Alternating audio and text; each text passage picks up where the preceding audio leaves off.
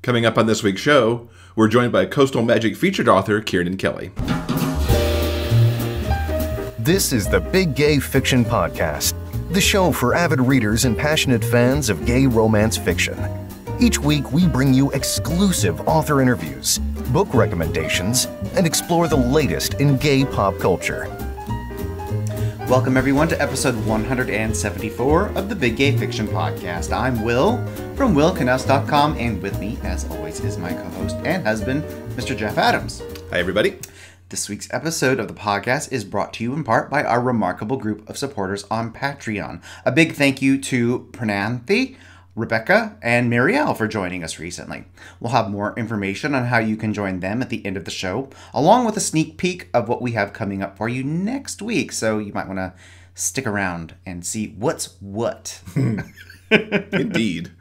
As for what has been going on this past week, I quickly want to mention author Christa Tomlinson. Now, she was on the show back in episode 138 this past spring, and she sort of teased that she was playing with sci-fi romance idea. Mm-hmm. Well, the time has now come that sci-fi romance has come to fruition and has been released out into the world. How do I know this? Well, Christa actually has a YouTube channel. So I highly recommend everyone go to YouTube, after watching this episode, of course, and search Christa Tomlinson. And she recently released a video called Why Space. And in it, she sort of talks about the fruition of her Alpha Omega Force series. And she kind of, she explores some of her geek cred. And I mean that in the best way possible. Christa is a hardcore nerd on some stuff, and she explains that in her video, as well as what the new series is all about. It's sort of a mix of Voltron meets Star Wars meets romance. Ooh. I've downloaded the books, and they are on my TBR right now as we speak, and I'm really looking forward to them. If you would like to know a little bit more about Christa Tomlinson's new series, I highly recommend you either go to her YouTube channel, or, of course, you can always check out the show notes for this episode. Where can they find that, Jeff? BigGayFictionPodcast.com. Fantastic. Yes. I'm excited to announce that I have been brought into a group of hockey romance authors who actually operate a website called, appropriately, HockeyRomance.com. There's 22 authors here, including myself, including some of my very favorites, V.L. Losey, R.J. Scott, Samantha Wayland, to name just a few. I've also discovered some new authors here. And it's a great mix of authors who write gay romance, such as myself, along with those who write straight romance. So we've all kind of put all of our stuff together into this one website. I'm making my first guest blog post this coming Wednesday, February 6th. And of course, I'll have the link for that in the show notes. Although, if you're here on Monday, it won't work until Wednesday. So do come back. But if hockey romance is your jam, you should check out HockeyRomance.com. Sounds good. Yeah. A quick note. Jeff and I went to the movies. Mm-hmm. There you go. End of note. As some of you may have remembered, in the last week's episode, we spoke about how January sort of waylaid us. So we've been, catching up on some pop culture. So we went to the movies and saw Spider-Man Into the Spider-Verse. And both of us, I can safely say, adored it to pieces. God, it's so good. And I don't think it is a bold thing to say at all. I think it might possibly be the best Spider-Man movie ever. Yeah. Guys, if you haven't seen, we're really late to the party on this. We are. We know. But if you haven't seen it, please give Into the Spider-Verse a try. It's been out for several weeks now. Maybe it's playing like a dollar theater near you. It's probably going to be on demand like any day now. But please give it a chance. I was so glad to see Miles Morales get his own movie. Mm-hmm. I know a lot of people were a teensy bit disappointed when Spider-Man was sort of folded into the Avengers, that it was, another iteration of Peter Parker. But I'm so glad they made this movie. It's funny and it's heartfelt, and even if superhero movies aren't your jam, I think you should give this movie a try. Yeah, there's a lot more going on there than a superhero story. Yeah. And I want more. Me too! Get to work on that, Hollywood. Yes. And an important note to everyone who is considering GayRomLit this year. GRL registration is coming up in just 2 weeks on Saturday, February 16th for the conference that'll be in middle October. In Albuquerque this year. We're very excited that it swung back to the West Coast near us. Registration dates are there, plus all the changes. There are many changes to the author tracks this year that are happening. There's a first look at the schedule. It's all there at GayRomLit.com. So check that out, and hopefully we will see you in Albuquerque in the fall. In the Hockey Player's Heart, the feel-good gay romance by Jeff Adams and Will Knaus, hockey star Caleb Carter returns to his hometown to recover from an injury. He never expects to run into his one-time crush at a grade school fundraiser. Seeing Aaron Price hits him hard, like being checked into the boards. The attraction is still there, even after all these years, and Caleb decides to make a play for the school teacher. You miss 100% of the shots you never take, right? Aaron has been burned by love before and can't imagine what a celebrity like Caleb could possibly see in a guy like him. Their differences are just too great. But as Aaron spends more time with Caleb, he begins to wonder if he might have what it takes to win the Hockey Player's Heart. Get the Hockey Player's Heart in ebook, paperback, or as an audiobook performed by me, Vince Sterling, wherever you buy books. So before we get into the books, we need to talk about what was on Fox last Sunday with Rent Live. I have a long history with this show, going back to '96 when it first started cropping up on TV clips when it made its Broadway debut. We got to see the original cast in September of '96, and I've seen the show somewhere between 15 and 20 times live on stage in the intervening 20 years. Most recently with the 20th anniversary tour back in 2017 when it was in our area. I will say, and I know I'm in the minority here from what I've seen, I adored this production. I loved the industrial warehouse set thing that they had, which took the original scaffoldings and table scenario and blew it hugely across a massive swath of space. I do not understand all of the small edits to lyric and script that happened, but I thought many of those helped clarify a story that is often, quite honestly, muddled. No matter how much I love this show, and it is one of my very favorite musicals, its story is muddled, to be fair. And some of the things that happened help clarify the story connections. Brandon Victor Dixon as Collins was amazing. He earned his Emmy in Jesus Christ Superstar last year, and give that man another one for his portrayal of Collins. His amazing rendition of I'll Cover You, the reprise in the second act, truly devastated me because it was so spot on, as was, I thought, the staging of the funeral service was ideal. Also in casting, Jordan Fisher and Vanessa Hudgens. I know people were like, huh? I love them both. I would love to see Jordan on stage being Mark. He was so good. And Vanessa brought an interesting playfulness to Maureen that I thought was fun. Over the Moon was truly bizarre and over the top, and I loved it. One of the things they got to do on the TV version was a larger band. Typically, Rent plays with a 5-man rock band. And here, I believe I read somewhere that the band/orchestra went up to 27. And there was truly some wonderful moments with this larger orchestration that was done. One of my favorite new pieces in the arrangement was actually Seasons of Love. And I know a lot of people I read were dismayed that it didn't essentially carry through where it's everybody singing it. But there was something very intimate and powerful with Mark starting the song solo and then it building into something that involved everybody else. I was curious going into it too what Fox was going to let them get away with in terms of some of the language, because it gets a little salty at times. We discovered in the 9 o'clock hour on Fox that you can't say dildo. That particular lyric in La Vie Boheme was swapped out to latex.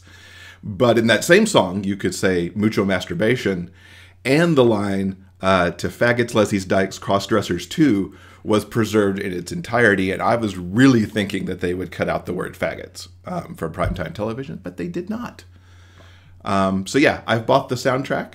I've actually watched the show essentially twice since it aired, and I am definitely on board with this being incredible, and I hope that the DVD, and most importantly, I hope they do 2 versions of the DVD, because what the home audience saw, which was primarily the recorded dress rehearsal because of the actor who got injured, they were doing a concert version to the live audience who was there for the recording, which I've seen pieces of from Fox, and it looks awesome too. So please put both on the DVD. What were your thoughts? As you were moving through your different bullet points, I realized you were doing your classic thing where you are giving your opinion on something without actually telling people what it is. There are, in fact, people on planet Earth who haven't seen Rent and have no idea what the hell you just talked about. Rent, for those who don't know, let me just go back just a teeny bit. Rent, for those who don't know, is a Broadway show. It is a modern day rock. I'm not going to say opera. It's a rock themed show based loosely on La Bohème, the classic opera, and it's about a group of friends, artists, who are struggling with life in the early 90s during the pinnacle of the AIDS epidemic and the sort of trials and tribulations that they all face. The show has had many iterations, most of which Jeff has seen. My opinion on Rent live on Fox, I loved it to pieces. I thought it was wonderfully cast. I thought everyone was really wonderful, smart and funny and genuine. They brought a lot of life to the characters. What I think is missing from the movie version, in my humble opinion, is there is a certain energy when you go to see Rent live on stage. And I thought that energy translated well to this particular production. It really came across, because even though I'm not as obsessed with it as you, I mean, as long as we've been together, I don't completely understand your obsession's a good word. Your deep emotional connection to this movie. I still don't quite get it, but I do like this show a lot. And when we went and saw the 20th anniversary tour, I sort of went along just to humor you, but when we sat there in the auditorium, I realized, oh yeah, this is a good show. I really like this. And in part is because that show has a sort of a vibrancy and an energy. And like I said, I thought this particular television production captured that. And really quickly, I really enjoyed the reorchestration, especially the strings. I thought it opened the score up a little bit. And especially, I think it was like in both versions of I'll Cover You. I think the strings added a little bit more. It felt more romantic. I would agree with that. Because I'll Cover You is really the only love song in the entire show, and it kind of felt like a little more cinematic, a little bigger. So I really enjoyed that. I think Rent Live had an awful lot to offer. It wasn't 100% perfect, but nothing ever is. Right. So I think the haters are definitely wrong on this point. Yeah, it's really good. Something else that was actually within the show, in the commercials, we got the first sneak peek of FX's new limited series, Fosse Verdon, that is coming from Ryan Murphy. Yeah, it's coming in April, and tells the story of the choreographer, Bob Fosse, and his muse, Gwen Verdon. It looked so good. That's coming in April, and I'm sure we will talk about that a lot more once that starts airing. Yeah, looking forward to that. So, moving into books. I had a couple of great audios this week to listen to. The first was Transposition by Gregory Ash. It's book 2 in the Hazard and Somerset series.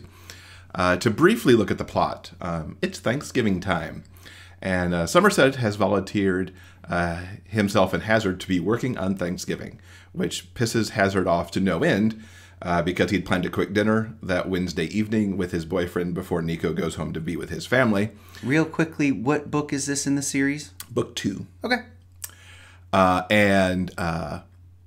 Then Hazard wanted a quiet Thanksgiving day. However, they end up taking a call Wednesday night out to an elderly woman's house who lives on the edge of town because there's been some reported gunfire there. Once they get there, they figure out that there was, in fact, gunshots and bullets did permeate her home. And they go across the river to this lodge where a corporate retreat for the weekend is happening and a murder mystery game is in progress. Unfortunately, due to some heavy rain and that is followed quickly by a bit of a snowstorm, the bridge washes out and their car washes away, and they are now trapped on this little island that has no way to get back to town. And in real life murder actually happens. They end up with Clue. They end up and play Clue in this house in the snow with bodies piling up all around them because people do keep dying. What I love about this book, there's so much to love because my obsession with Gregory Ash continues here. The slow burn between Hazard and Somerset continues. These are enemies who've sort of found common ground, becoming friends and colleagues, and you could tell that there's a love story coming. This is not a love story that plays itself out in a single book, and it still doesn't play itself out in book 2. But it rolls perfectly against the backdrop of the mystery so far, and it's stunning how he does this slow burn thing across the books. The Clue-like setting with this forced proximity of everyone being trapped in this house and on the grounds of this lodge worked so well because there was nowhere to go. There was no way to get help. There was no way to really keep everybody together because it was 2 cops against, I think it was like 9 other people who were there. And they all have legit motive on the murders that happen, but each one disconnects from the other ones in some ways just a little bit. It's truly fascinating. His mysteries layer up so much. I mean, we talked about in his interview a couple of weeks ago, that Amy Lane figured out the first book's mystery, and I'm like, how? And I need to ask Amy if she figured out book 2 when she read it, because I just was like, my mind just kept blowing at like all these different turns. The arc of the overall situation where there's something really foul in the town of Warreda continues here as well. So I need to get into the next book to see where that goes. Greg's attention to detail just really continues to bring such richness to this story. Between the characters and their settings and the way he writes Hazard and Somerset's internal dialogue. It's just amazing. And I really hope to learn stuff as I continue to read his books and just how to bring all that detail into my own writing. And kudos to Tristan James, too. He's got such the perfect voice for these romantic suspense titles, and I loved it. So, yeah, Transposition, Book 2, and Hazard and Somerset by Gregory Ash. Absolutely adored it. Fantastic. I also read a book this past week. I would like to talk about Help Wanted. It is the first book in the DadCademy series by Alison Hendricks. And this book came across my radar. And when I saw that cover, it was like, oh yeah, let me check that out. And then I read the blurb and it's like, oh hell yes, let me one-click this immediately. The book is about a guy named Eric. He is a big, burly, ginger Sprinkles daddy. And what do I mean by that? He actually works at a bakery called Sprinkles Daddy. And he has a young daughter. And she is in that sort of princess obsession phase.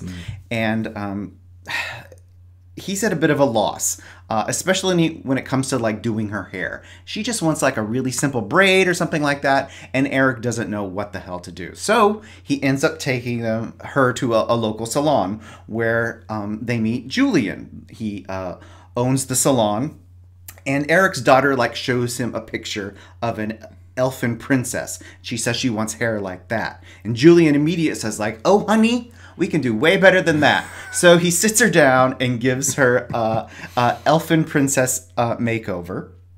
And instantly, Eric is sort of struck by how, like, handsome and warm Julian is, but especially the way that Julian interacts with his daughter. It's really, really sweet. And as we eventually learn, Julian has a young son. And he's, you know, just like Eric, he's like trying to make things work. Unfortunately, his problem is his culinary skills aren't quite up to snuff. The best he can manage is like reheating some pizza pockets in the microwave. Oh dear. That's the extent of his culinary knowledge. So Eric and Julian come to an agreement. Julian will help teach Eric how to, like, you know, do his daughter's hair, while at the same time Eric will teach Julian how to cook some basic meals so that, you know, Julian and his son don't starve to death. So it's something that, you know, these sort of like skill swaps, they decide to like teach each other some stuff that they know, help each other out, that they jokingly call DadCademy. And while they're doing this and getting to know one another, they end up like falling for each other. Eventually, the emotions get, you know, real serious, and Eric ends up getting scared, and he puts the brakes on. And this is the classic moment in most romances where one of the characters has really, you know, commitment issues and does the classic, you know, it's not you, it's me. And usually that's a pretty half-assed way to add drama to a story. But what's really nice about what Alison Hendricks has done in this particular case is that as we get to know the characters, we really kind of understand Eric's past and why he's, you know, pushing back against the possibility of a relationship and happiness. So we understand where Eric is coming from, and we also completely understand how hurt Julian is by this.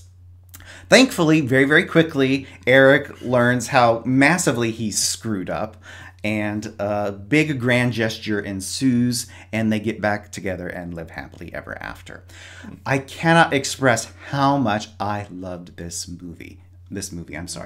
We're talking about books right now. I wish it was a movie. It's really, really good. I would love to watch that movie.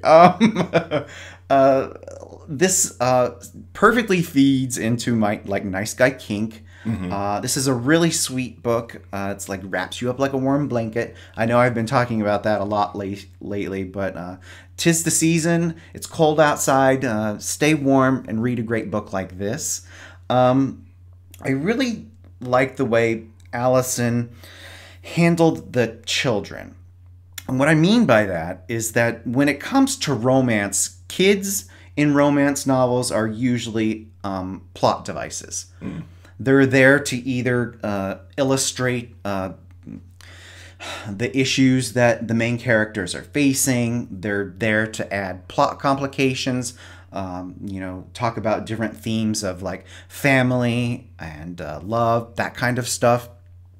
But what Alison does is she manages to create fully fleshed out characters, not only with our two leads, but the children as well, and the relationships of essentially all four of them together. They're really, really wonderful. I really look forward to the next book in this series, and I highly recommend everyone give Help Wanted by Alison Hendricks a try. Cool. I definitely want to check this one out at some point, because you've kind of raved about it all week while you were reading. It's like, that sounds awesome. I love this book so much. And I totally agree on the cover, too. The cover is gorgeous. So I also read another audio this week. I picked up Ever After by Riley Hart and Christina Lee, which has been bouncing around in our Audible queue for a while now. And I'm like, let me read that. Because what you've got your nice guy kink. I really have a thing for royals. And I mean, that's unrolled a lot over the last few weeks. In this book, we've got Prince Merrick, who's the future king of Evergreen. And as we open, his elderly valet, Jeffrey, has become ill. It's old age, and it's become clear he needs to retire. And the footman Cassius is appointed as Merrick's new valet. Merrick's been watching Cassius from across the castle grounds for some time. Merrick knows he's gay, and actually his princess sister knows it too. But Merrick takes very seriously his duty to the crown and to the country, and that he must take a wife and have a child so that their family continues. Cassius, meanwhile, also has a thing for the prince. And, he is ignoring his feelings completely, even as he takes this job, because the job's important to him to take care of his family who live in the kingdom as well. He is the sole support because his father passed away some time ago. As these two spend more time together, obviously, given the nature of the story, they can't deny their feelings for each other. And eventually they give in to those feelings, while at the same time, both of them feeling like we cannot go through this. This thing that we're doing right now has to be the last time we do this. But Merrick's sister will have none of that. And she actually helps kind of force the grand gesture that Merrick finally makes in inviting Cassius to a ball. And of course, that doesn't go well. And Cassius runs off because he cannot, put Merrick's future at stake like that. Of course, there's a beautiful HEA here, because with a story like Ever After, you expect a really awesome HEA, and we got all that. This book made me completely sob because the ending was so beautiful. It was like a movie. I would love to see this become like a little Hallmark movie on its own, because it would be so perfect. The royalty commoner trope here, Riley and Christina do it so well. Because both of these men know their quote-unquote place in society, and they feel duty-bound to keep that. But yet each time that they push against those boundaries, so many sparks fly, and they just make that it's so swoony. And as those sparks, when Merrick and Cassius are being their true selves, whether they're just out on a horseback ride and wandering through the countryside, or they're learning about each other's art, because Cassius is a writer and Merrick is an artist. That would be the right word, a drawer. What is that? Or whether they're actually sharing an intimate moment in bed. It just crackles off the page. I mentioned Merrick's sister, who kind of nudges the two together, because she, and in a lot of ways her brother, are also looking to bring the monarchy into the modern age. And she kind of nudges for that reason. Cassius's family is also amazing. His mother and his two sisters really make up some great secondary characters here that, again, Riley and Christina drew them so very well. And a final shout out to Joel Leslie, who's the narrator here. He's an ace with the accents always, and he draws the distinctions between each of the characters beautifully. And his ability to play emotional range too is just outstanding. So I highly recommend Ever After by Christina Lee and Riley Hart. Want to hang out with us between shows? Check us out on Facebook. You never know what we might post. News about book sales, bonus video content, and maybe even a live broadcast or two. Like us today at facebook.com/biggayfictionpodcast and see what we get up to next. And speaking of Facebook, don't forget on Sunday mornings, starting around 7:30 Pacific, which would be 10:30 Eastern, we are live as we record each week's episode. So you can come check that out. Watch us do whatever kind of screw-ups we do, say hi to us on the stream, and have a good time with us on your Sunday mornings. Yes, if you haven't already liked the Big Gay Fiction Podcast Facebook page, please do so. And hopefully you will hang out with us each Sunday morning. Yes. Just like Angel and Amy and Victoria are doing this morning. Hi, guys. So, on to our interview now with Kiernan Kelly. I had a great chat with her recently. She is one of Coastal Magic Convention's featured authors. We get to go to the beach at the end of the month. Yay! Yee, looking forward to that. Looking forward to that. So excited. It was great getting to sit down with Kiernan to talk about her origin story and to get the scoop on her latest book. Welcome, Kiernan Kelly, to the podcast. It's great to have you here. Thank you. It's great to be here. Now, you're here as part of our Coastal Magic celebration, one of the featured authors for that. So that's very exciting that we all get to go hang out at the beach next month. I can't wait. I'm so excited. I love this con. What about Coastal do you love so much? Coastal is, I mean, I've done a lot of cons in my career, lots and lots. Coastal is one of my favorites because Jennifer keeps it smallish, so it's a very intimate con. Everybody is super friendly, super nice, super approachable. So it's kind of like going home, and she has so many fun events that go on during the con that it's just a lot of fun. It really is. It's like going and just hanging out with people who enjoy reading what you write. Which is the best way to spend a weekend. I mean, in my book, anytime. Yes. Now, Will and I are going for the very first time this year. Awesome. You're going to love it. What's your advice for anyone getting ready to make their first trip to make Coastal like the best time ever? Okay. There are certain things you don't want to miss. Okay. There are staples of the Coastal Magic experience. There is game night, which is usually the first night that we're there. It's either a Wednesday night, which is the night before the con actually starts, or a Thursday night. And authors sponsor table games where you just sit down and you're playing games with the authors, which is phenomenal. And they usually have some swag that they give out.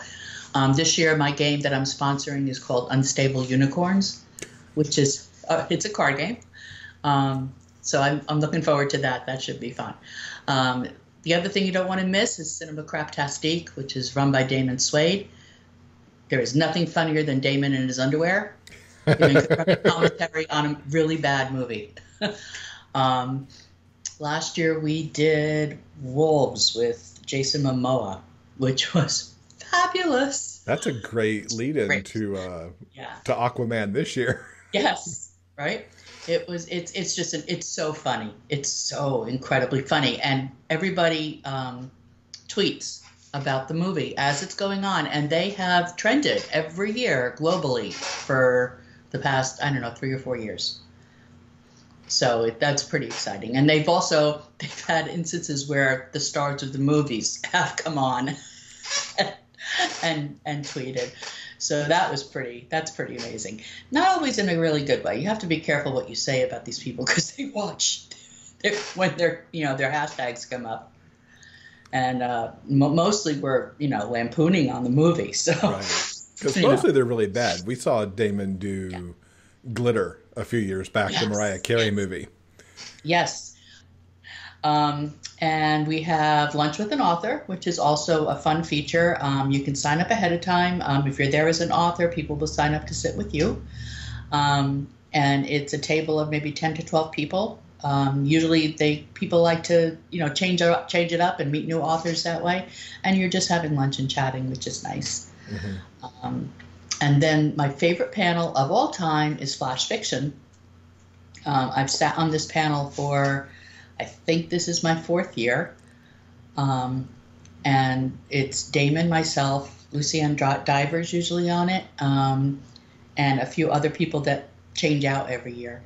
And what it is the audience will give us suggestions, and we come up with fiction on the spot. We tell a story.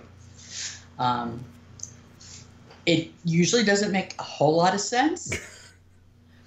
Rarely makes sense, which is the whole point, but it's usually outrageously funny. So those are my suggestions. Nice. Yeah, I think we'll try to get to all those. I know we're going to go to Cinema Craptastique because you can't miss that, but Flash Fiction sounds like a lot of fun too. Now let's dig into your career a little bit because you've been writing for quite a few years now. What led you into writing and specifically into romance and thrillers? I started writing back in 2000. I was first published in 2005, so I've been around for a while. I started because the year before, a friend of mine had introduced me to something called fan fiction, which I knew absolutely nothing about. In particular, she introduced me to male fan fiction, Lord of the Rings, which I had never read before. I read one and I was instantly addicted. I found the relationships between the characters were amazing, and this particular story that I read was actually really, really good. And as I read these stories, I started to think to myself, I bet you I could do this. So I started writing in fan fiction. I wrote Lord of the Rings fan fiction. I did not write canon, not even from the very, very beginning. I once wrote that Legolas had a detachable penis. Okay. And they would just pass it around, and he would be out in the kitchen having soup. It was a great story. So that was the type of fan fiction that I wrote. But from there, I got such good feedback that I thought, gee, wouldn't it be great if I could actually write something original and make money on it? So I did some research. I went online and I started hunting around for who was publishing. Now, at the time, one of the only publishers around that was taking male was Torquay Press. Mm-hmm. And at the time, they had a contest going once a month where people could send in short stories, and then they would read them, and they would pick a winner. That winner would win $50. So I wrote a little short story, and I sent it in, and to my surprise, I won. And that made me think, well, gee, maybe I can write something a little bit longer. So I wrote a novella, and I sent that in, and they bought it. I was like, well, maybe I can write a novel. So I did. I wrote Riding Heartbreak Road, and I sent that in, and they bought that. And that I've just never looked back after that. Were you considering writing at all before you got into the fanfic, or? Yeah, I never wrote before then. I was an artist. I used to tour Florida doing different art shows, but I never really thought seriously about writing. It was just not something that ever came up. But once I started, that was it. I was done. And here you are more than a decade later now. Yeah. That's awesome.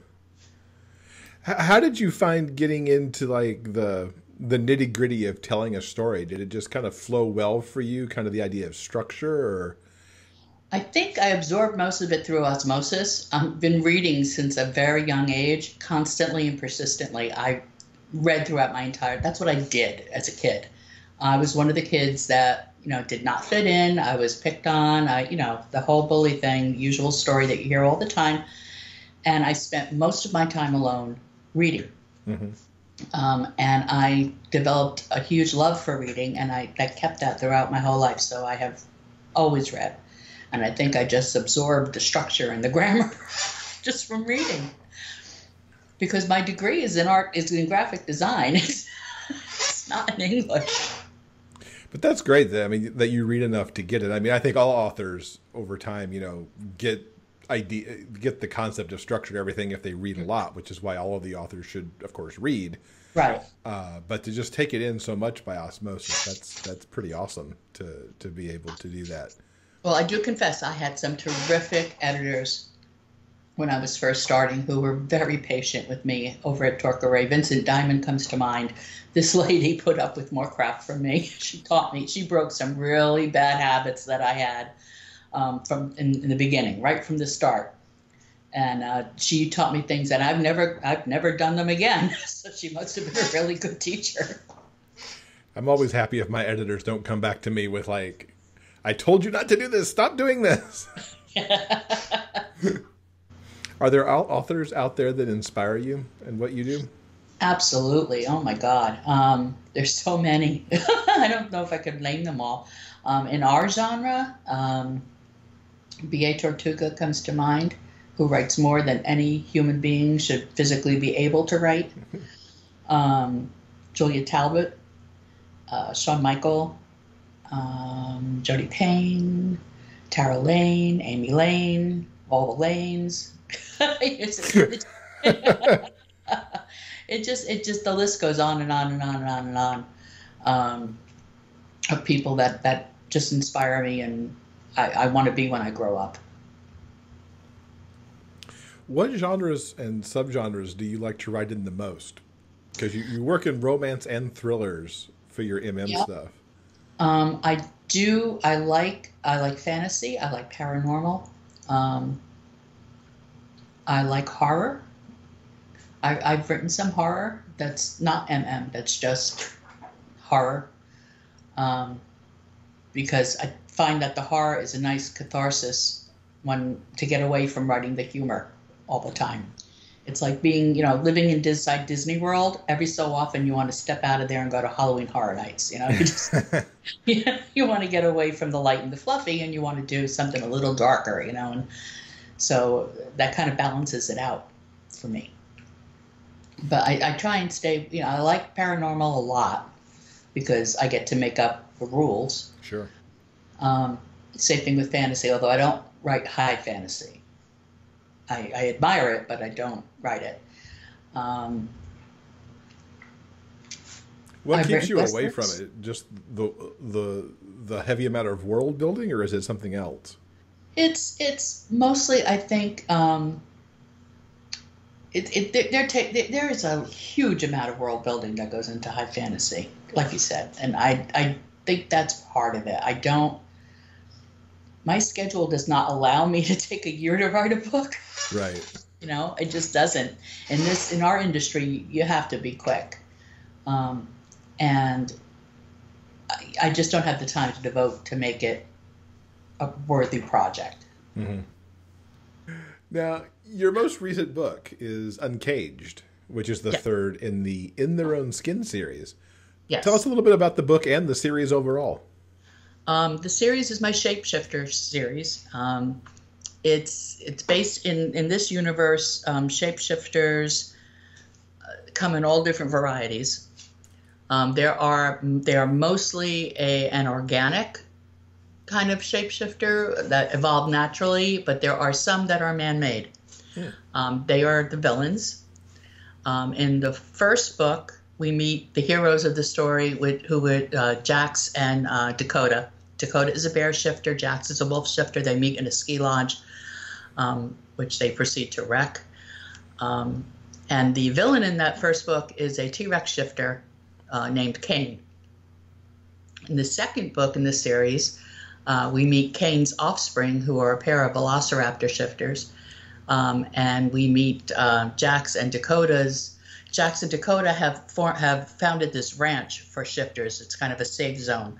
And they go around the country and they pick up stray shifters and they bring them back to the ranch to live so they can live in peace and be themselves and shapeshift whenever they want, blah, blah, blah. And Cain and his people, who are called the Ultimate Predators, they're kind of like a motorcycle gang, they want to destroy the Shifting Sands Ranch. And in the second book, you meet some of the other shifters that Dakota and Jax have brought back to the ranch, the new generation of shifters who get together with Cain's offspring. And then in the third book, it's man versus shifter, where reporters have found out about the Shifting Sands Ranch and how they're trying to expose it. And there's a gorilla shifter in that one. Oh. All manner of shifters. You weren't kidding about all kinds of shifters. And every book has bonus stories at the end that I had written as short stories when the books originally released. And then they've gone through re-edits now and I've re-released them. But I put them all in at the back of these different novels so that readers get extra looks at this universe because they all take place in the same universe. There are moose shifters, shark shifters, bison shifters. They're all different kinds of shifters. Everything I could think of got stuck into these books. That's very cool.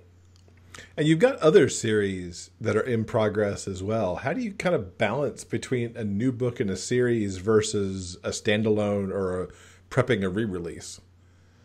Well, you can't see it from where you're sitting. You see my storyboard behind me, but in front of me, I have a big whiteboard that's a calendar, and that's got every book that I'm working on is assigned a different due date. And I've got different days marked for what days I'm going to be working on what book. Usually during the course of a day, I work on multiple books. So many hours for one book, so many hours for another.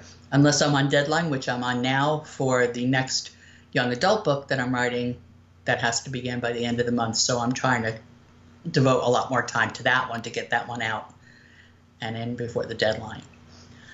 So shifting is just, shifting between books, it's just a matter of planning. Mm-hmm. When you're shifting, is it so much that you're writing different books, or are you writing one and maybe editing another and prepping another one that's a re-release, or all of the above? Wow. Yeah. Yeah, I try and stay busy. Indeed. I think my mind might explode if I tried to write more than one book at a time. It's hard enough trying to write one and edit another. Yeah, I tell you the truth, I kind of like it because sometimes you get stuck. You know, you hit that bump in the road, and stepping away and going to work on something on a different project allows you to go back to the original project with fresh eyes. So those few days in between can really be all you need to get over that bump and work things out and keep going. Mm-hmm. When you're writing in a specific story, and I think the visual aid behind you might play into this question a little bit for the folks who are not watching on the video. Kiernan mentioned a moment ago that behind her is her storyboard, which is this board that has lots of index cards, it looks like, and other various things attached to it. What's your process for getting the story put together and either outlining or not, and diving into the writing? Well, the first thing I usually come up with, believe it or not, it's like the opposite of every other writer I know, is the title. I usually have a title, and from the title, the story comes. So when I'm creating the storyboard, the first thing I do is put up the title. And then I think of my main characters, and I'll put cards up with their names on it. And then I write a synopsis. I hate writing synopsis. I think everybody does. It's like the bane of my existence, especially when I have to write it for, if I'm writing it for me, it's okay, because, I don't care. I'll change it, But when I'm writing it for a publisher, oh gosh, I hate that. But I will write a synopsis, that thing, and I'll put it up on the board behind me. And then from there, I'll start writing scenes. And each scene gets its own index card. Mm-hmm. So that when I actually, the next process then is to actually start writing the story. So once all the scenes are done, I'm just writing each scene. And sometimes that changes. Sometimes Sure. What you see on the board is not going to be what the finished product is. Sometimes the stories take life of their own, want to go in their own direction. But this is how I start. So you start with an outline and at least a map on where you think you're going, if nothing else. Right. I used to be a total pantser, by the way. Total pantser. Start writing, just go from beginning to end, and that's it.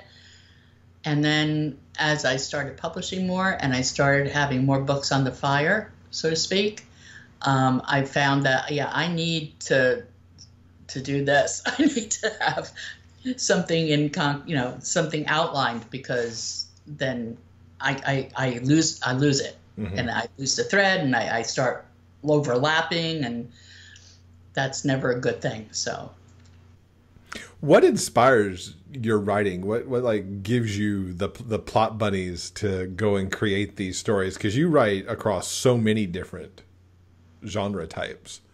I write lots of dares. People dare me to write stuff. It started, my very first dare, I'll never forget. It was back in the days of Torquay Press when we used to do Live Journal. Remember Live Journal? Mm-hmm. And authors would take turns hosting their Live Journal. And what I would do is I would get up there and I would say, okay, give me, a prompt, and I will write you a little piece of fiction based on the prompt. Well, Elisa from Rainbow Reviews posted that she wanted me to write an Amish guy and a sheik. And it was the first time I was ever stumped. I couldn't figure out how I was going to get the Amish guy and the sheik together with the cultural differences, and and how I couldn't do it. For 2 years, I worked on this because I couldn't figure it out. And it finally ended up being a novel called Cornfed, which I dedicated to her because she was the first one who ever stumped me. But you got it eventually.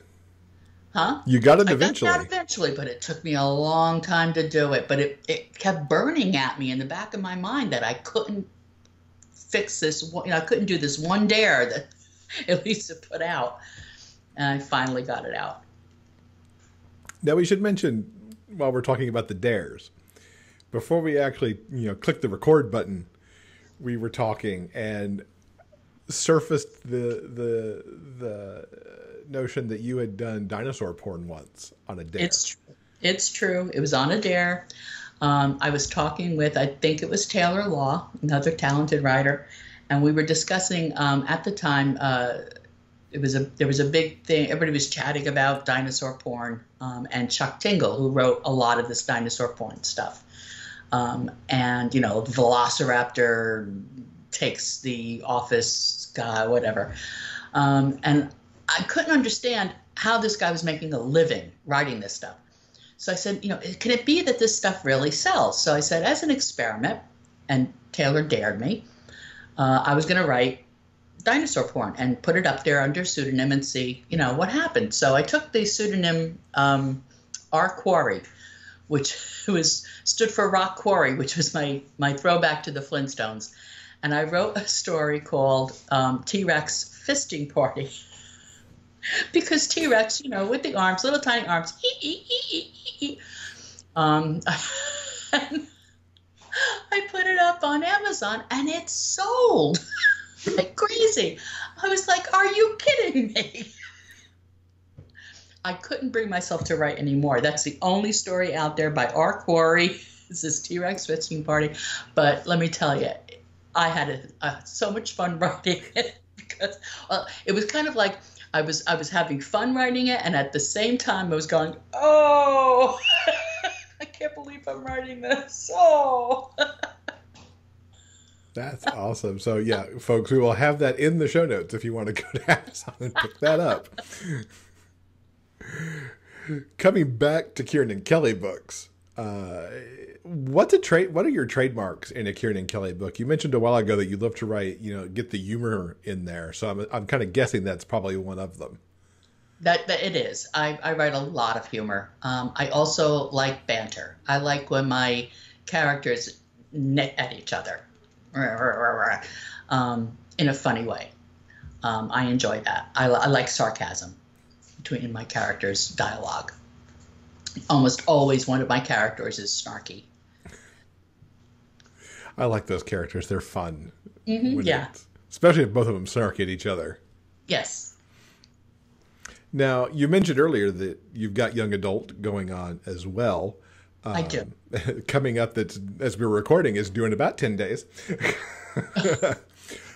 You write under the name Dakota Chase for your young adult stuff. And the next book in your Repeating History series is coming out in February, just ahead of Coastal Magic.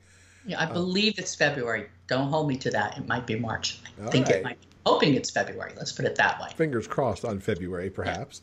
Tell us about that book and the series. Okay, the series is based on it's a time travel series. Hence the name Repeating History. It's about these two kids, Ash and Grant, and they were both. They didn't know each other in the beginning. They were both on their third strike legally, and they meet in the courtroom when they go to appear before a judge, and they are both given a choice. They can either go to jail or juvie, or they can agree to attend this boys' school called Stanton School for Boys. It's kind of like a military-ish kind of school where they would straighten them up type of thing. And they both agreed to do that. So, of course, they're thrown in as roommates because they're the two newest kids in the school. And when they attend their history class, it turns out that their history professor is Mr. Ambrosius, who is actually Merlin. They don't know this, but they act up in class. He sends them to his office. Now, when they go to his office, it's full of all these artifacts that he has collected over the years. And they get into a fight. They end up setting fire to the office, and they burn all of these priceless artifacts.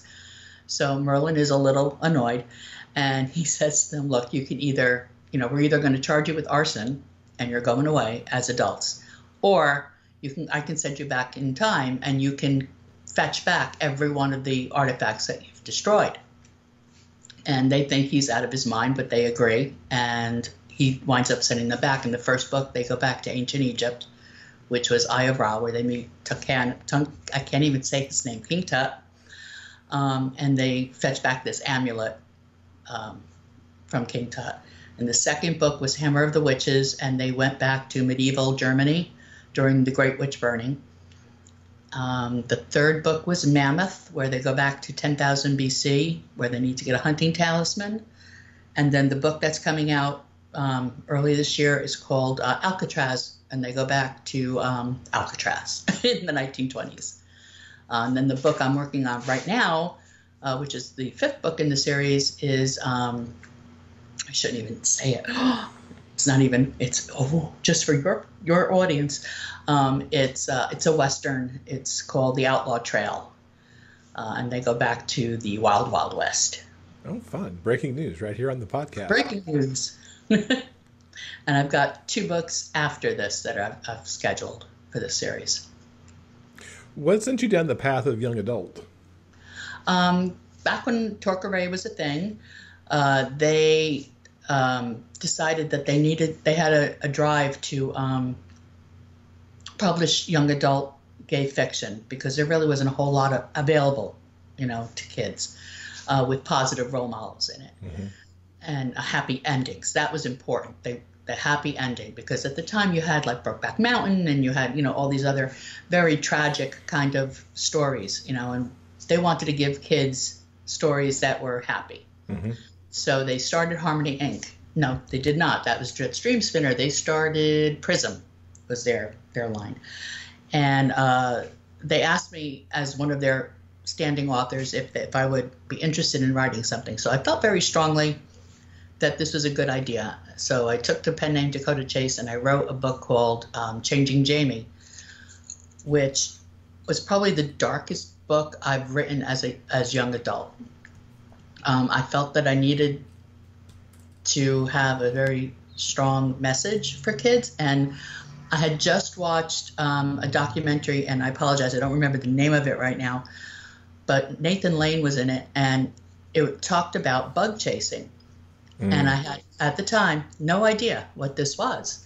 And when I did research on it, and I found out, that it was a lot of young people that were purposely trying to get infected with HIV for a variety of different reasons, I felt this is something that I need to write about. This is something that needs to be brought to the attention of the kids, that this isn't a good idea. This is not something you should be doing. So I wrote that.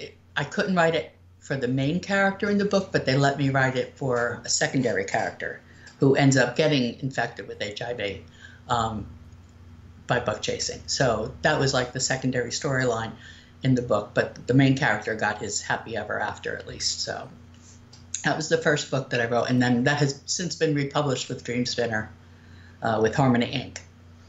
And then I wrote Mad About the Hatter, which was a fantasy book. It's my ode to Lewis Carroll, which I absolutely loved. I had a blast writing. And then I started the Repeating History series. That's awesome. I like that. I like it when authors get passionate about YA, and they have the stories in their head to put that stuff out there. Yeah. For that audience. Right. I can tell right now my the way I write YA has changed a little bit. It's gone from being very, what I didn't think at the time was, but what I realize now is preachy. Like I was definitely wearing my mom hat when I was writing those books. To writing about characters who happen to be gay. The story is not about them being gay. It's not about coming out. It's not about, it's just them being them. Just like you would read any, young adult book where the character was straight. It's not a big deal. It's just they are what they are. That's how I'm writing the stories, like for the Repeating History series. I want kids to look at this and not think, oh, well, this is a coming out story. No, it's not. It's just like, if you're straight and you're reading this, these people are just like you. And if you're gay and you're reading this, this is just life. It's just you having a great time in this story.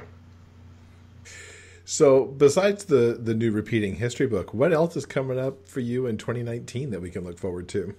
Oh, my. Well, I'm working on the sequel to Seti's Heart, which Dreamspinner just re-released this past year. So I'm working on a sequel to that. I'm working on a serial killer book. I'm working on a shapeshifter book. I'm working on a very light and fluffy book that I'm really enjoying right now because it's absolutely nothing but fluff. It's about a kid's television host. It's just very fluffy.